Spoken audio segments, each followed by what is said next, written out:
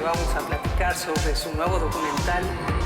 Te convertiste, de hecho, en un documentalista comprometido. Hoy tenemos una gran invitada. Marta Anaya, la entrevista. ¿Qué tal? Hoy tenemos como invitado a Bernardo Barranco. La verdad, un hombre muy interesante, especialista en temas religiosos. Y fíjense que acaba de sacar un libro. Que escribió junto con Roberto Blancarte, que se llama AMLO, Andrés Manuel y la religión. Y sé que les va a encantar. El tema, por lo menos. A ver, así, voy derechito. ¿En qué cree Andrés Manuel? Porque a todos nos trae locos, que si es católico, que si es evangélico. Bueno, mira, en principio, el quien crea o en quien no crea una persona, incluso siendo presidente, pues es una cuestión personal que no nos debería importar. El tema es que él ha introducido lo religioso como un factor político, es decir, ha hecho de lo religioso un factor de gobernabilidad. Entonces, por lo tanto, la fe o no creencia del presidente se convierte en un asunto de Estado. Y en ese sentido hay muchas divergencias, porque, mira, los católicos aseguran que él es católico, porque, pues, se ha declarado así ante la conferencia del episcopado. Es más, ante los obispos, me comentaron, que dijo que fue incluso monaguillo. ¡Órale! Que no sabíamos esa parte. Por su parte, los evangélicos dicen no, este es evangélico. Hemos orado con el presidente en Palacio, ¿no? Y tenemos pruebas, ¿no? Y efectivamente hay declaraciones y tal. Los católicos replican y dicen, no, espérame. ¿Cómo va a ser católico si trae a la Virgen de Guadalupe en su cartera? Le puso morena, la morenita, ¿no? Del Tepeyac, claro, su movimiento. Inició su proyecto político y campaña presidencial el 12 de diciembre, fecha guadalupana, no puede ser, ¿no? Pero católicos y evangélicos se quedan sorprendidos cuando tiene lances chamánicos, como fue el momento de la toma de posesión. Claro. Después va al Zócalo y hace las limpias a los cuatro vientos, ¿no? Con ritos mesoamericanos, ¿no? En el corazón, digamos, de Axtlán. Y entonces, ¿qué estamos hablando? ¿De un hombre que cree en el poder y que suma a ello los símbolos religiosos o las creencias? ¿Hasta dónde? Y no solamente los símbolos, sino también las estructuras religiosas. Digamos, se ha caracterizado Andrés Manuel por hacer de lo religioso este activo político. Y sobre todo, él ha presentado una apertura a los grupos evangélicos de corte pentecostal, es decir, los más nuevos, ¿no? Que vienen sobre todo de Estados Unidos, que tienen una lógica de la prosperidad, ¿no? Y que no solamente es salvar el alma, sino también salvar el cuerpo y lo material, que te buscan trabajo, te ayudan en la cuestión de educación, etcétera. Se llaman teología de la prosperidad, le llaman, ¿no?, la teología de la prosperidad porque es justamente eso. ¿Y tú ahí ubicas a Andrés Manuel también? Yo no lo ubico totalmente, pero él está coqueteando. Es decir, en marzo y junio él recibe a los grupos pentecostales. El problema no es que los reciba, incluso les ofreció estaciones de televisión, ¿no? Ese no es el problema. El problema es cuando estas iglesias participan de los programas públicos. Ahí es donde ya empieza a complicarse el asunto. Claro. Por eso el subtítulo que es más importante del libro es la amenaza al Estado laico, ¿no? ¿Por qué? Porque están ya participando en programas de repartición de recursos. Uno de ellos, el pastor Farela, dice, oiga, pues está muy bien esto, ¿no? Porque yo tengo recursos que a través de esos recursos estoy apoyando a 7,000 jóvenes, ¿no? Y no solamente eso, sino tengo la oportunidad de darles una hora de Biblia, una hora de proselitismo religioso. Eso no se vale. Pues no. En un Estado laico no se vale. Por lo menos había que preguntarse. Después la secretaria empezó a matizar, pero el hecho es que ya están participando. Toda la polémica que se dio en el reparto de la cartilla moral de Alfonso Reyes también generó. Que se detuvo, ¿no? No, lo hicieron, 10,000 ejemplares y han pedido más, ¿no? Entonces, el tema acá de fondo es, salgamos de la simulación e incorporemos las iglesias, pero hay que cambiar toda la estructura jurídica, todo el andamiaje jurídico que hemos creado, que está el artículo 130, está la ley de acciones religiosas, está el artículo 24 constitucional. Pero a ver, a mí me resulta como muy paradójico. Un hombre juarista como el propio Andrés Manuel, pues se supondría que debería seguir la separación iglesia-estado, ¿no? Y como que no va por ahí. No, ahí Roberto Blancarte, él sostiene que en términos morales Andrés Manuel es muy conservador. O sea, siempre ha estado, digamos, tomando distancia frente al aborto, por ejemplo. Cuando lo han presionado, dice, no, vamos a hacer una consulta pública. Nunca se ha pronunciado. O frente al tema de la homosexualidad, él cree firmemente en el tema de la familia tradicional. Cuando pues, la familia ha eclosionado y hay muchos modelos hoy de familia. El principal modelo lo hemos visto en estos días con temas femeninos, feministas, que la mujer tiene un rol central en la familia, y no solamente la mujer, sino muchas veces es la tía, la hermana, la prima que conforman núcleos familiares, ¿no? Entonces esto ha cambiado mucho. Andrés Manuel es conservador en ese terreno. Y el problema no solo es abrir el espacio, sino a quién le abres el espacio. Entonces, muchos de estos grupos pentecostales, que hemos dicho teología de la prosperidad, pero no los hemos terminado de redondear, muchos de ellos son fundamentalistas. Y cuando digo fundamentalistas es muy grave porque es quién va a discutir frente a los mandatos de Dios. Entonces, estos temas de la mujer que tiene que regresar a la casa, que tienen que subordinarse, el tema de los derechos sexuales, en fin, el papel de esta familia tradicional. Entonces es muy serio. ¿Por qué es tan serio? Porque el Opus Dei se queda corto, es decir, progresista frente a estos grupos teocráticos. Entonces el tema es complejo, es complejo. Fíjate que yo me he preguntado mucho si también en la parte religiosa estamos viendo una especie de revancha de López Obrador hacia los jerarcas católicos por el 2006. Porque, fíjate, en su discurso él suele volver al fraude electoral y la iglesia, pues jugó, la iglesia me refiero a la católica, Norberto Rivera, el cardenal, pues un papel contrario a Andrés Manuel. ¿Qué piensas? Pues no solamente en el 2006, en todos los procesos electorales han estado contra él, ¿no? Evidentemente. Yo creo que sí, hay algo de esto. Y él lo ha planteado. Cuando decías un juarista, Andrés Manuel ha insistido mucho en la libertad religiosa. El Estado debe proteger la libertad religiosa y el Estado debe también garantizar el no compromiso del Estado frente a una determinada religión, que es claramente mensajes para la Iglesia Católica. Y esto en principio es bueno. Pero ha callado en el tema de la separación entre las iglesias y el Estado. Hasta hace muy poco era un tema que casi no tocaba, que es la esencia de la reforma juarista. Y yo creo que sí. Yo creo que en cierto sentido él quiere como hacer un reacomodo. Y bueno, y hay paradojas. Hemos dicho que sus vínculos con los grupos evangélicos son los más conservadores, teocráticos. En cambio, los vínculos que tiene con los católicos son con los más progresistas.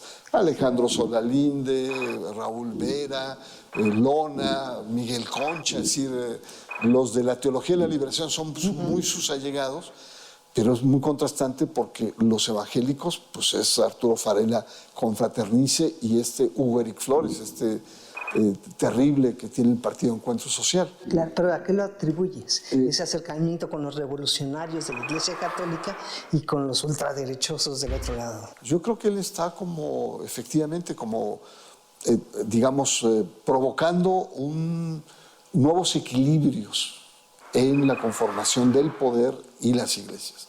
Por ejemplo, nunca hubiera yo imaginado escuchar que los obispos, frente a la apertura de Andrés Manuel en la coyuntura de la distribución de la cartilla moral, lanzaron a los cuatro vientos pidiéndole al presidente y al Estado que sea laico, ¿no? O sea, cuando ellos han sido permanentemente provocadores de la laicidad.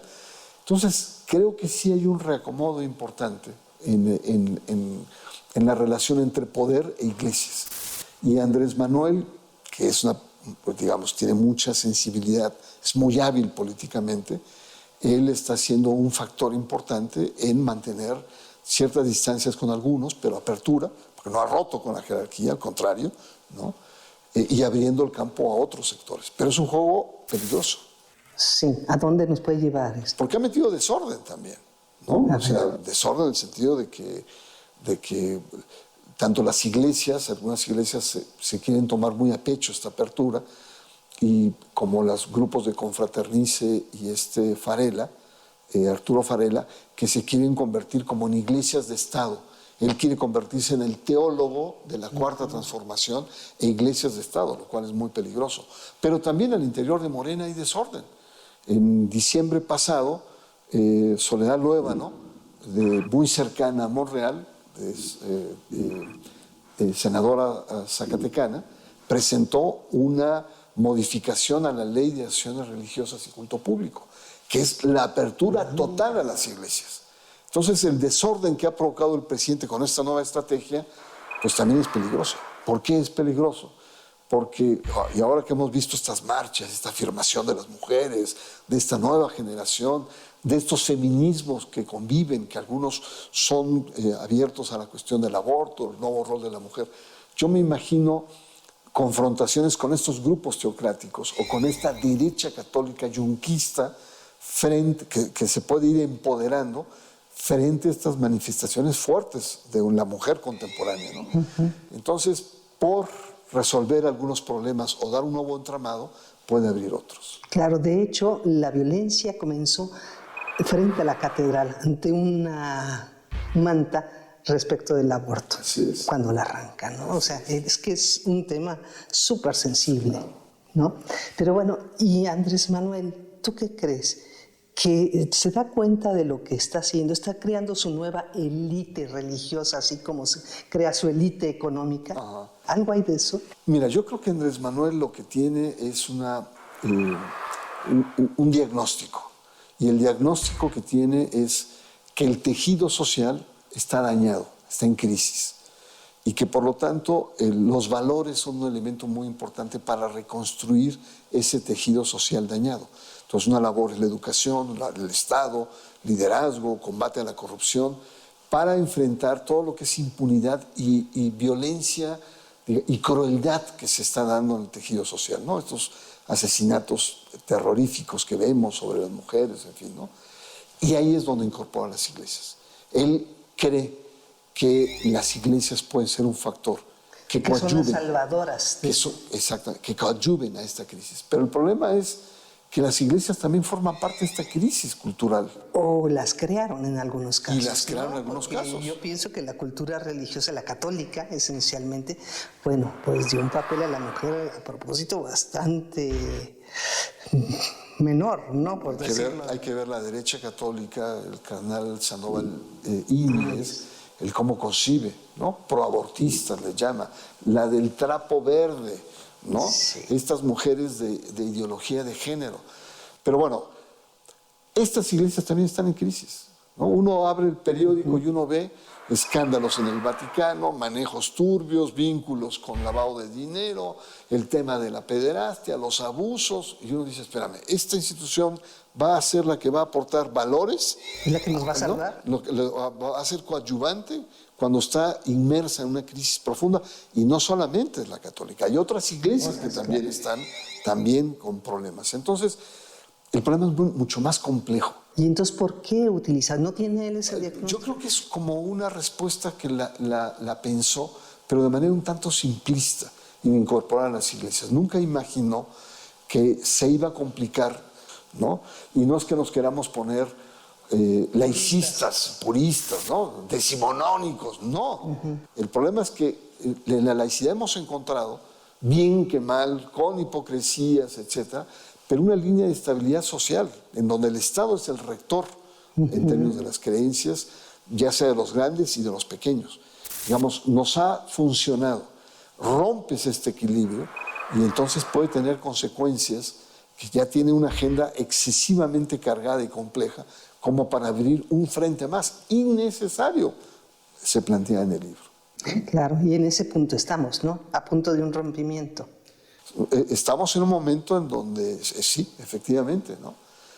Felizmente, frente a esta iniciativa de Luévano, de la senadora, de abrirle a nivel legislativo o a nivel de las leyes el espacio de las iglesias, el presidente ya tomó distancia y dijo, no, ¿no?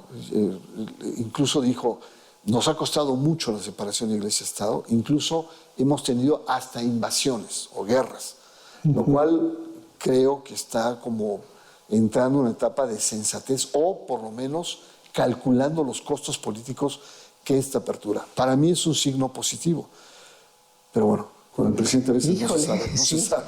No, y está de cuidado, está de llamar la atención. A ver, don Bernardo Barranco, ahora que tomó posesión Andrés Manuel como presidente, que fue, digamos, una fecha muy, muy simbólica, Porfirio Muñoz Ledo creo que captó muy bien a López Obrador y lo calificó como un místico, como un cruzado. ¿Tú lo ves así?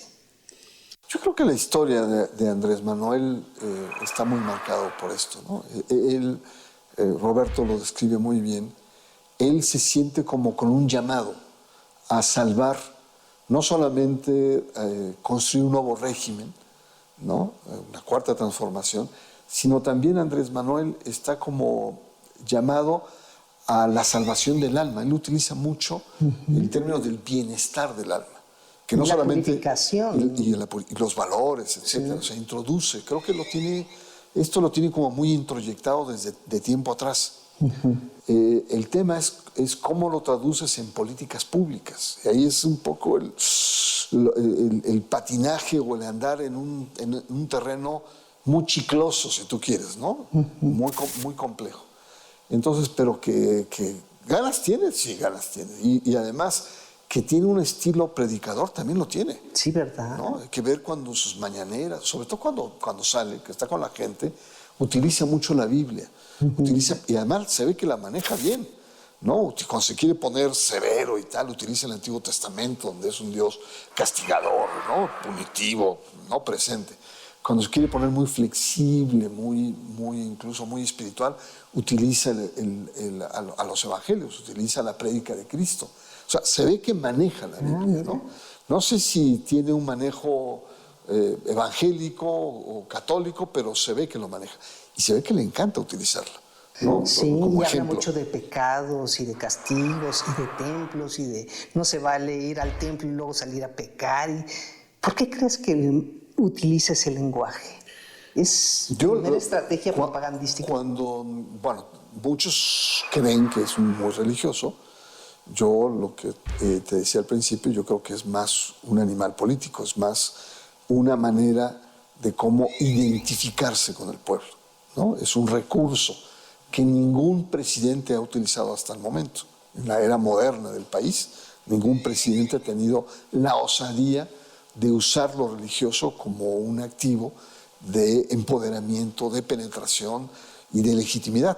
Sí, yo lo más que recuerdo es lo de Fox y la cruz, ¿no? Y que eran símbolos, ¿no? Que eran símbolos.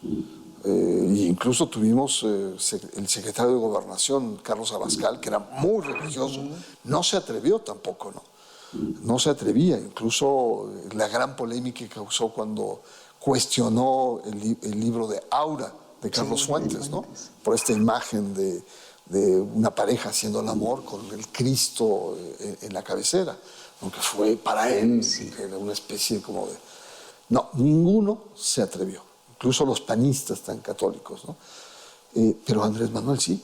Y lo más curioso es que viniendo de la izquierda, viniendo de una tradición laicista o laica, él se atreve a hacer ese tipo de cuestiones, lo cual ha significado una especie como de revolución en la cultura política de este país. Pero ¿por qué no ha estremecido a la sociedad? Porque no deja de sorprender que ahora la gente lo vea un poco con cierta naturalidad, y lo pongo entre comillas. Porque ya lleva tiempo usándolo, ¿no? Esto lo usó desde su campaña. Incluso desde su campaña de apertura a los evangélicos fue la alianza que hizo con el Partido Encuentro Social. Claro, el PES. O sea, no es de un año para acá o de su primer año de gobierno.